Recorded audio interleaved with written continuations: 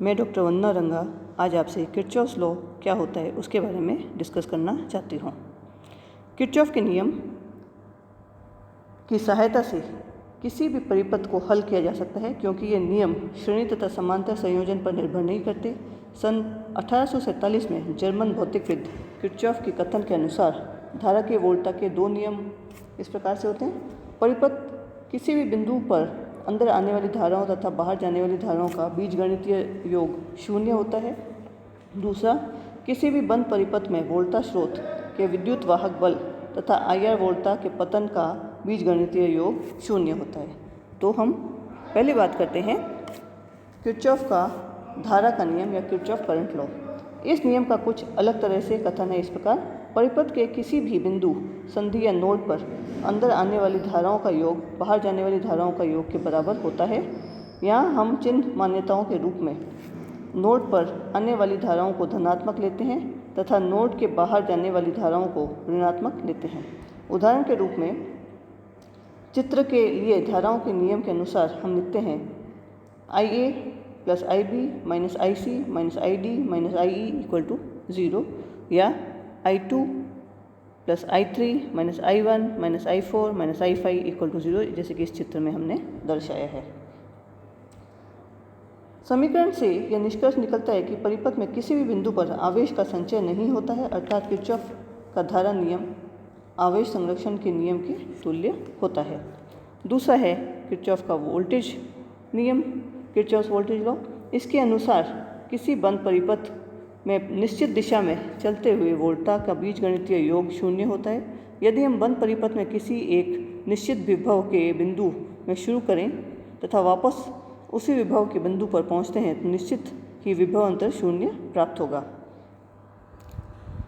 अगर हम इस लूप को लेते हैं, इस लूप में कुल वोल्टा शून्य होगी। यदि हम परिपथ के बाहरी हिस्से को लें तब भी वोल्टा शून्य होगी।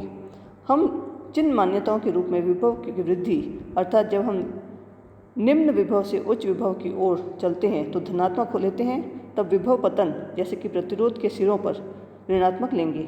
इन मान्यताओं के आधार पर हमने इस समीकरण को हम इसमें जोड़ सकते हैं, यानी कि I1 R1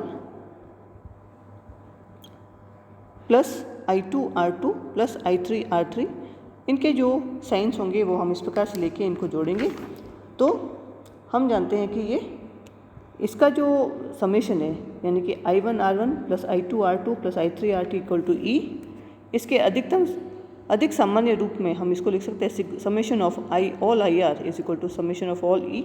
उपरोक्त समीकरण बंद परिपथ के संदर्भित है। द्वितीय नियम का प्रयोग में लाने के पूर्व हमें ध्यान रखने योग्य बात है कि परिपथ में माने गए खंड में प्रतिरोध में प्रवाहित धारा की दिशा एक विभव पतन पद IR की धारा की दिशा के अनुदिश धनात्मक चिन्ह और धारा की दिशा के ऋणात्मक चिन्ह के साथ दिया जाता है। यह नियम किरचॉफ का वोल्टेज नियम संक्षिप्त में KVL कहलाता है। KVL वास्तव में कथन है: जब हम परिपथ में एकांक आवेश बंद पथ पर लेते हैं, इस एकांक आवेश को अनुदिश घुमाकर बिंदु तक पहुँचते हैं, उस कुल किया गया कार्य शून्य होगा। इस बिंदु को विभव को अतः बंद पथ में विभव वृद्धि आवश्यक रूप से वोल्टेज पतन के बराबर होगी। दूसरे शब्दों में वोल्टेज ड्रॉप्स का बीजीय गणित शून्य होगा। गणितीय रूप में KVL के नियम अनुसार summation of all V is equal to 0। अब हम बात करते हैं बहुपाशीय परिपथ या मल्टीलूप सर्किट क्या होता है। एक नेटवर्क या परिपथ में कई बंद पथ, क्लोज पथ या पाश लूप्स हैं जिनमें धारा अलग अलग हो सकती है। वह सबसे छोटा पाश जिसमें अन्य कोई पाश शामिल नहीं होता जाल मैश कहलाता है। विश्लेषण में एक दूसरे के अनाश्रित या अनइंडिपेंडेंट पाशीय धाराएं जो कि अज्ञात हो जाती है, इसके लिए KVL समीकरण लिखे जाते हैं। ये समीकरण पाश लूप समीकरण कहलाते हैं। इन हल में पाश धारा और नेटवर्क की अनुक्रिया या रिस्पॉन्स ज्ञात की जा सकती है, परंतु यह गणना श्रमपूर्वक एवं जटिल होती है। अतः कुछ नेटवर्क प्रमेयों की अभी कल्पना की जानी उनकी सहायता से साधारण परिपथ में बदला जा सकता है। व्हीटस्टोन सेतु। प्रतिरोध का मान ज्ञात करने के लिए इस सेतु का उपयोग किया जाता है। प्रतिरोध PQRS मिलाकर व्हीटस्टोन सेतु बनाया जाता है। माना कि E विद्युत वाहक बल वाली ऊर्जा स्रोत बैटरी से I1 धारा प्रदाय की जाती है। प्रतिरोध P के बहने वाली धारा I2 और कैलोरीमीटर में प्रवाहित धारा IG है। चित्र में KCL का अनुप्रयोग दर्शाता है कि प्रतिरोध R में प्रवाहित धारा I1 - I2 प्रतिरोध S से प्रवाहित धारा I1 - I2 + IG और प्रतिरोध Q से प्रवाहित धारा I2 - IG होगी। संतुलन की स्थिति में प्रवाहित धारा IG 0 होती है, तो चित्र में बिंदु B और D के मध्य वोल्टेज 0 होगा। चित्र के पास 1 और 2 में KVL लगने पर हम IG 0 के लिए क्रमशः प्राप्त होगा I2P minus in brackets I1 - I2 bracket close R 0, I2Q minus bracket में I1 - I2 bracket close S 0। समीकरण से पुनः व्यवस्थित करने पर I2P I1 - I2 R, I2Q in brackets I1 - I2 S। इस समीकरण को भाग देने से P/Q R/S, जो कि संतुलन की स्थिति में है। इस चित्र के परिपथ में यदि बैटरी और धारामापी परिसर बदल दिया जाए तो संतुलन की स्थिति होगी P/R Q/S। ये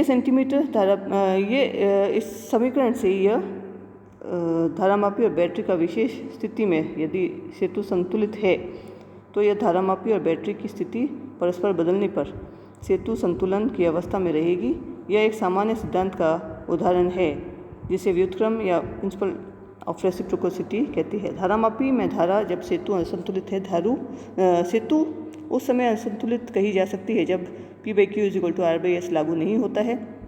इस स्थिति में धारामापी में प्रवाहित धारा IG 0 नहीं होती है।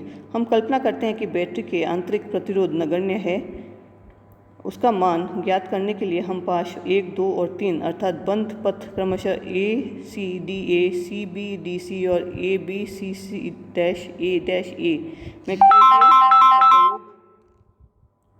प्राप्त करते हैं। I2P + IG to G minus I1 - I2 R 0 पाश 1 के लिए, I2 + IG Q minus I1 - I2 + IG S minus IG to G 0, -E + I2P + I1 - IG Q 0। इस समीकरण से पुनः क्रम में व्यवस्थित करने पर -I1R + I2P + R + IG G 0, -IS + I2Q + S minus IG Q + S + G 0। So I2P + Q minus IG Q E।